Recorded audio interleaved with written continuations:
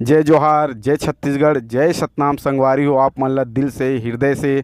तो संगवारी हो, आज सतनाम भवन सेक्टर 6 से आज हमार परम पिता परमेश्वर परम पूज्य गुरु घासीदास बाबा जी के शोभा यात्रा निकले है। तो संगवारी हो, अभी शोभा यात्रा पहुँचे हैं पावर हाउस से होते हुए, ये ब्रिज से होते हुए सेक्टर 1 की तरफ जाते। तो संगवारी हो, शोभा यात्रा इतना भव्य, बहुत ही जोरदार, बहुत ही सुंदर और बहुत ही सुघर निकाले गए। तो संगवारी हो, आप मन पूरा वीडियो में बने रहो, आप मन ला दिखावत हो। तो दिल से हृदय से जय सतनाम, जय सतनाम, जय सतनाम संगवारी हो। और वीडियो ला लास्ट तक देखो और वीडियो ला लाइक और मोर चैनल ला सब्सक्राइब जरूर कर दो। तो दिल से एक बार जय सतनाम संगवारी हो।